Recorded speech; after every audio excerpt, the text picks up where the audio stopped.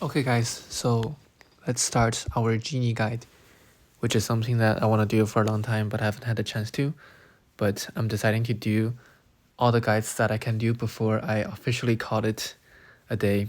But so in this video, let's talk about the red genies first, so all the UR genies. So we're gonna go one by one in this series, and then I'm gonna explain the reason to use any of these if there is a reason. So let's start. So first is Tao Wu. So as we explained before, Tao Wu is the genie that adds final damage up in his passive. So it's very important. But as for combat, as you can see, his skill is to gain CATK and combo at the first round. And so this genie is gonna be very useful when it comes to combo CATK Soul Rend, and we've discussed that in the previous video too. So if you don't have enough CATK and combo, you should definitely consider using Tao Wu. And Tao Wu is also very useful in mostly early game Beast Invasion, where you don't get enough stats for a CATK and combo. Later on, it gets replaced by Lady Fragrance.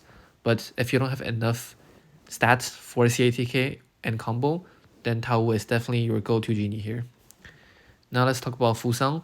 So Fusang works almost the same way as reanimation, but it has a slight difference, but we're not going to cover that minute details right now.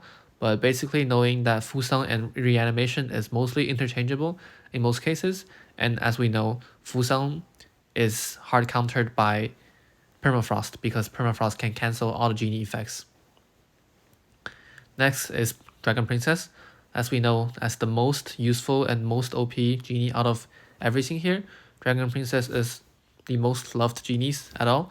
It adds final damage down as its passive, and it provides 35% more final damage down when it's procced. So the higher your level of DP, the better it is. You should always choose, always choose Dragon Princess as your only choice for any UR Genie shard.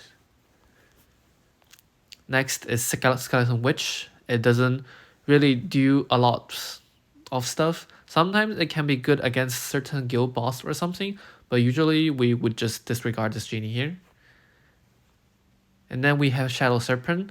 Shadow Serpent is usually very useless, but sometimes I've seen some random builds where if you are in a very early stage of Ascension Arena, so let's say if you are in one of the body integration or void grouping, then sometimes this can be a very useful genie because the damage and defense is very similar in that rank. So usually if you used it correctly, you could have doubled attack, but usually it's not useful at all, especially after the early game. So yeah. And now we have Fire Manticore. So Fire Manticore is not really useful at all. The passive is heal up, so that's a little bit better. But the only thing that I can think about it using him is when you are trying to climb the weekly Skyward Ascension, where you could technically use it to climb faster because it's gonna deal attack at the start of each round, so it's faster than the character attack, which works basically the same as the Emperor. And other than that, I don't think there's any use. And now let's talk about Xingtian. Xingtian is basically useless, so now we know it and we just skip it. And then it's Tide Emperor. Tide Emperor is actually a very good genie when it comes to dodge build. So if you are trying to stack up your dodge, it's gonna be very useful because it can increase both the character's attack and heal up, which as we know, heal up is very important in dodge build because it can have a very good chemistry with Taoist Mage and the Yinglong heal. So that's gonna be very useful. And it is also definitely your go-to genie when you're pushing adventure on your dodge build because the amount of damage it adds is gonna be very impressive when it's at full stack. So when you can stack up to 5 times, it's gonna be very useful. So yes. Then Ghost General. So Ghost General is definitely one of the most important early game genie for this entire game because of Beast Invasion. So Usually, your go-to Beast Invasion build after you reach Celestial Immortal is always and only gonna be these three genies. So Ghost General, Treasure Keeper, and Lady Fragrance, because they're very very OP for this situation. But yes, generally you would definitely want to have at least one Ghost General to start the game, because you need to make sure you get a lot of resource from the Beast Invasion, and Beast Invasion needs Ghost General. Next we have Thunderlord. Thunderlord is very situational. It's only useful when it comes to a stun build, and even if it's a stun build, sometimes it's not really useful. But it can be a situational build when you need that extra stun stacked up to break the enemy's stun resist. So it can be situationally useful for sure. And then we have Midnight Killing. So Midnight Killing is a very classic situational build, especially it's literally born to be a dual genie. So as we can see, it adds crit combo. It adds crit res, combo res, and stun res. So this genie is very target oriented. So if you are sure that your opponent is going to use one of the three stats as their main stats for Ascension Arena, then you should definitely try to bet on the Midnight Killing. So if I'm trying to fight someone with combo or stun, or crit, then Midnight Killing will definitely be one of the choices that I could take. Next, we have the most OP genie apart from Dragon Princess, and that's Oscar. So we can read Oscar as basically giving a huge final damage up by this one genie, and its passive is also final damage down, which makes it even more OP. And as we can see here, level 1 Oscar can already basically increase your final damage up for 15%, and that is really really nice.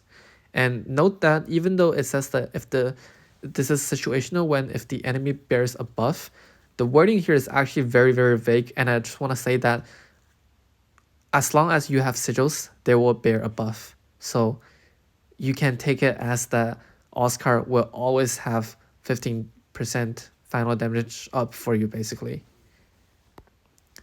Then we have Qihun, which is the newly released genie from Past to Immortal. And Qihun is definitely very, very, very good when you have a proper heal up Beast Down 1, because it basically adds so much more Beast Up to your original Beast Up already. And your Beast Cap can usually reach around 300, if not 350, pretty easily, which will basically lock down all type of aggressive attack beasts. So basically Yinglong and Vern become a joke, and if the enemy's beast up is not enough, you could also make the enemy Luan or Tortoise heal 1. So Qihun is definitely very very OP in this current meta here. And then we have Yuan Yao. Yuan Yao is similar to Qihun in that it's basically increasing your heal down. Even though I'd say right now in this current patch though, heal down is still very situational. If you don't have enough heal down, then the effects is not very obvious. But Yuan Yao also solves the problem of basically having not enough heal down in your adventure. So it is possible that if you have Yuan Yao, but you don't have heal down on your Yinglong, you could still technically bet the chances to pass some of the adventures that you still cannot pass. So usually you could take, if your damage is enough, but you just don't have the enough heal down, then you could technically use Azure to pop Yuan Yao every round, so that on round 5 it's gonna be full stack already, and then you bet on the assist Yinglong with armor pen. But that's basically how you could technically use it. But yeah, Yuan Yao is gonna be very useful if you have max heal down too. So if you have a triple heal down on any of your beast, and then you paired it with Yuan Yao, then its effects will be very very useful. And finally we have Taiyi Zhenren, and so this is also a event genie, and I should say that this is a pretty bad genie, and that's my conclusion here.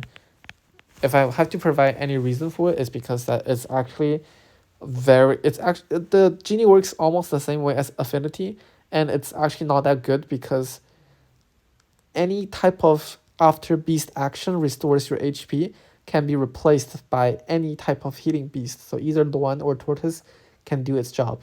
And it is pointless because the amount of attack is just so tiny compared to the amount of heal that Luan or Tortoise can provide alone. So if you deploy this genie, it's actually kind of a waste. So that's basically it for this video. We've covered all the available red genies that we have in this current patch, and see you guys in the next video for more details of the orange or SSR genies.